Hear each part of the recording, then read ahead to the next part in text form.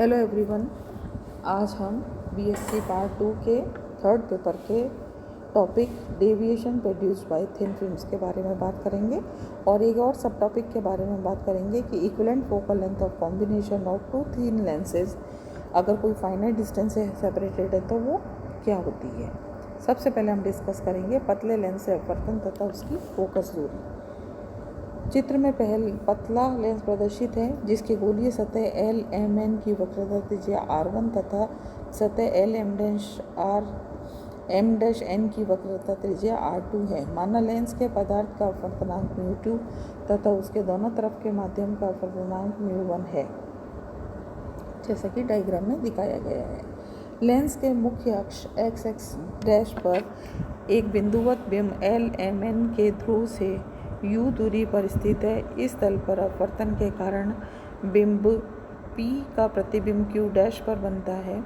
माना Q' की पृष्ठ LMN से ध्रुव की दूरी V' है, तो गोलीय तल पर अपवर्तन के सूत्र के अनुसार μ2/V' minus μ1/u is equal to μ2 minus μ1/R1।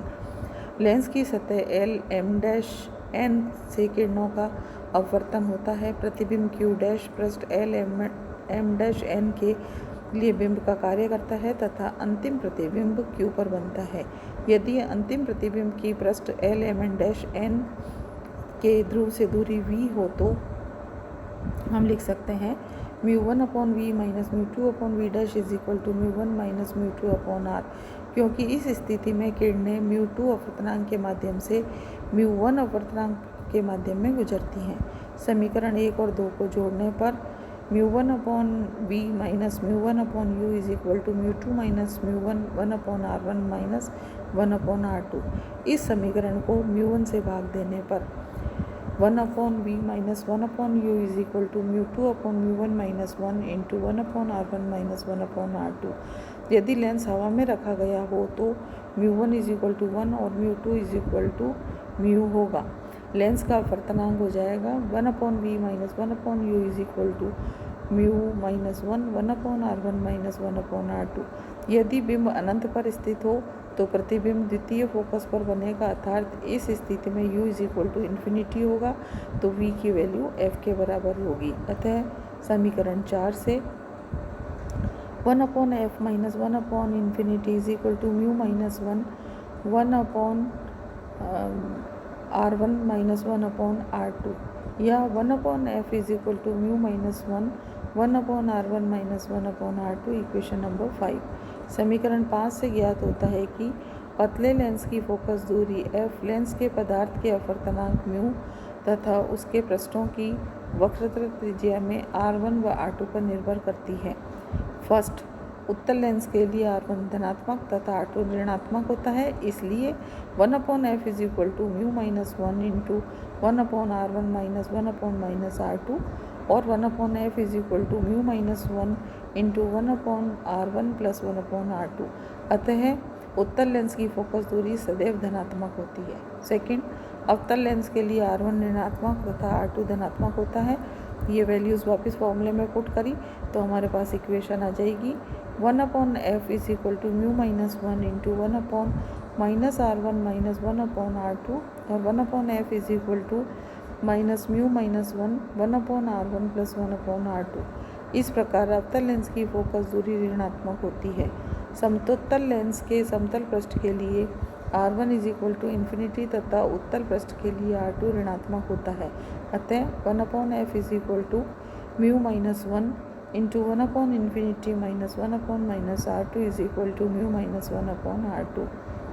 पतले लेंस के द्वारा विचलन या deviation produced by a thin lens. जब कोई प्रकाश किरण किसी लेंस पर आपतित होती है तो अपवर्तन के पश्चात अपने मार्ग से विचलित हो जाती है। निर्गत तथा आपतित किरण के मध्य कोण विचरण कोण कहलाता है। यह देखा गया है कि विचलन कोण बिंब या प्रतिबिंब की स्थिति पर निर्भर नहीं करता, बल्कि लेंस पर की आपतन स्थिति तथा फोकस दूरी पर निर्भर करता है। इसे सिद्ध करने के लिए माना लेंस के मुख्य अक्ष पर स्थित बिंब बिंदु या ऑब्जेक्ट पॉइंट O से एक प्रकाश किरण लेंस पर अक्ष से h ऊंचाई पर आपतित होती है। फिर अपवर्तन के पश्चात डेल्टा कोण से विचलित होकर पथ AI का अनुसरण करती है और बिंदु I पर प्रतिबिंब बनाती है। चिन्ह परिपाटी के अनुसार MO -U तथा MI V।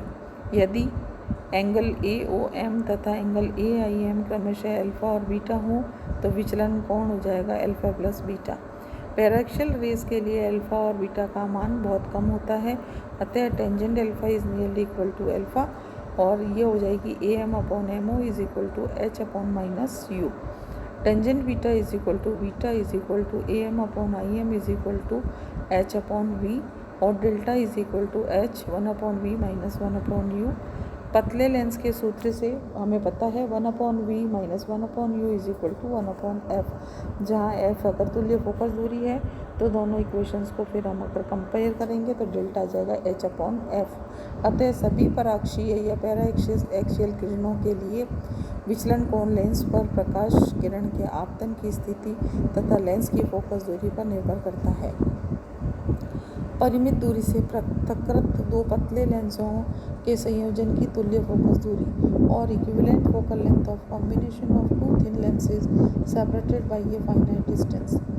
माना दो पतले लेंस L1 तथा L2 है, जिनकी फोकस दूरियां क्रमशः F1 और F2 है। वायु में D दूरी पर इस प्रकार रखे गए हैं कि उनके मुख्य अक्ष समपत्ति है, जैसा कि चित्र में दिखाया गया है। माना एक प्रकाश किरण AB मुख्य अक्ष के समानांतर चलकर पहले लेंस L1 पर अक्ष से H1 ऊंचाई पर आपतित होती है। इस लेंस से अपवर्तन के पश्चात किरण B F1 पथ का अनुसरण करती है। बिंदु F1 पहले लेंस का मुख्य फोकस है, तो O1 F1 is equal to F1। अतः पहले लेंस द्वारा उत्पन्न विचलन delta 1 is equal to H1/F1 equation number 1 से प्रदर्शित किया गया है। यदि पहले लेंस से अपवर्तित किरण दूसरे लेंस L2 पर अक्ष से H2 ऊंचाई पर स्थित बिंदु C पर आपतित हो तो अपवर्तन के पश्चात CF पथ का अनुसरण करें तो F पर संयुक्त लेंस द्वारा अंतिम प्रतिबिंब बनेगा। दूसरे लेंस द्वारा विचलन हो जाएगा delta 2 is equal to H2/F2 से दिस इज इक्वेशन नंबर 2। अंतिम निर्गत किरण CF आपतित किरण AB के पथ को D पर काटती है। यदि DP2 तल पर एक तुल्य लेंस रख दिया जाए तो ये दोनों लेंसों के विचलन के बराबर कोण डेल्टा उत्पन्न करेगा और इसकी फोकस दूरी P2F is equal to F होगी। तुल्य लेंस द्वारा विचलन delta is equal to delta 1 plus delta 2 is equal to H1/F के बराबर होगा।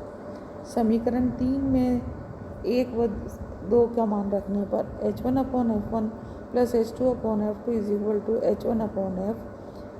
ट्राइंगल BO'(F1) तथा CO2F1 समरूप है। BO1/O1F1 is equal to CO2/O2F1 और H1/F1 is equal to H2F1 minus D या H2 is equal to H1F1 minus D/F1। H2 का मान समीकरण 4 में रखने पर H1/F1 प्लस H1 ब्रैकेट में F1 minus D upon F1/F2 is equal to H1/F या 1/F1 plus 1/F2 minus D/F1/F2 is equal to 1/F के बराबर होगा। अतः तुल्य फोकस दूरी कितनी हो गई? F is equal to F1/F2 upon F1 plus F2 minus D, where D is the distance between two thin lenses, जो हमने जिस दूरी पे इन दोनों को रखा है। या delta 2 is equal to F1 यदि बिंब बिंदु F की संयुक्त लेंस के बाईं ओर इस प्रकार लें कि दूसरे लेंस के अपवर्तन के पश्चात प्रथम प्रकाश किरण मुख्य अक्ष के समानांतर हो जाए तो यह बिंदु F प्रथम फोकस कहलाता है। तुल्य लेंस की स्थिति चित्र में दिखाई गई है।